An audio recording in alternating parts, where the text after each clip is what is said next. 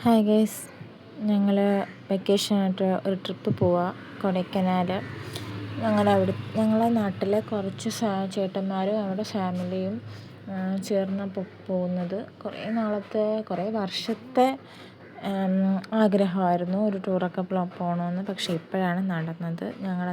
ആദ്യമായിട്ട് ഇങ്ങനെ ഒരു ടൂറ് പ്ലാൻ ചെയ്യുന്നതും പോകുന്നതുമൊക്കെ. അപ്പോൾ ഫസ്റ്റ് ഞങ്ങൾ കൊടൈക്കനാലെത്തി. അവിടുന്ന് റൂമെടുത്തു. ഞങ്ങൾക്ക് കുറച്ച് പേർക്ക് റൂമൊന്നും കിട്ടിയില്ല. അങ്ങനെ വേറൊരു ചേച്ചിയുടെ റൂമിൽ കയറി ഫ്രഷായിട്ട് നമ്മൾ ഫുഡിന് വേണ്ടി വെയിറ്റ് ചെയ്യായിരുന്നു.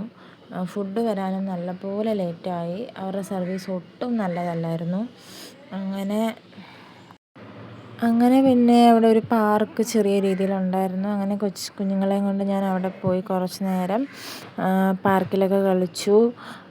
കുറേ നേരം ഒരു അരമണിക്കൂർ പാർക്കിലൊക്കെ കളിച്ച് വീണ്ടും ഞങ്ങൾ റൂമിൽ ഇറങ്ങി വന്നിട്ടും അവിടെ ഫുഡ് വന്നിട്ടില്ല.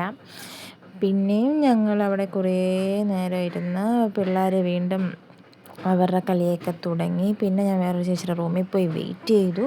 അപ്പോഴത്തേക്ക് ഫുഡൊക്കെ വന്നു. ഫുഡൊക്കെ കഴിച്ചു. ഞങ്ങൾ ഇറങ്ങി ഞങ്ങൾ പോകുന്നത് പൂണ്ടിയിലോട്ടായിരുന്നു. അങ്ങനെ അവിടെ ലേക്കിലൊന്നും രാവിലെ ആയതുകൊണ്ട് അത്യാവശ്യം റഷൊന്നും ഇല്ലായിരുന്നു. ഞങ്ങൾ പൂണ്ടിയിലോട്ട് പോകാൻ പോവാണ്. പൂണ്ടിയിൽ ഇവിടെ നിന്ന് നമ്മുടെ കൊടൈക്കനാലിൽ നിന്ന് ഏകദേശം 24 കിലോമീറ്ററാണ് പൂണ്ടിയിലോട്ടുള്ള യാത്ര. പക്ഷേ ഞങ്ങൾ ചെന്നപ്പോൾ ഏതാണ്ട് 3 മണിക്കൂറോളം യാത്ര ഉണ്ടായിരുന്നു. കാരണം അത്രയ്ക്ക് ബ്ലോക്കായിരുന്നു. കാലാവസ്ഥ ഒട്ടും നല്ലതല്ലായിരുന്നു. പോകുന്ന വഴിയിലൊക്കെ നല്ല സീനറീസൊക്കെ ഉണ്ടായിരുന്നു.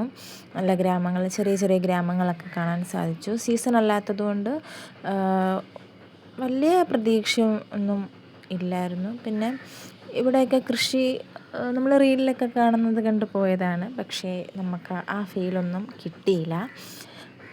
അത് കഴിഞ്ഞിട്ട് ഞങ്ങൾ ഭയങ്കര ബ്ലോക്കാണ് കേട്ടോ. അത്രയും വണ്ടികളവിടെ. ഭയങ്കരമായിട്ട് നമ്മൾ ഒത്തിരി അലഞ്ഞു പോയി. ഭയങ്കര ചൂടാണ്, ഭയങ്കര വെയിലാണ്. ഞങ്ങളുടെ പുനലൂർ സ്ഥലത്തിനെക്കാട്ടിലും വെയിൽ എനിക്ക് ഫീൽ ചെയ്തു കൊടൈക്കനാൽ. അത്രയ്ക്ക് നല്ലൊരു ക്ലൈമറ്റ് അല്ലായിരുന്നു കൊടൈക്കനാൽ. അത് കഴിഞ്ഞിട്ട് ഞങ്ങൾ പൂണ്ടിയിലോട്ട് പോയിക്കൊണ്ടിരിക്കുക കേട്ടോ. അങ്ങനെ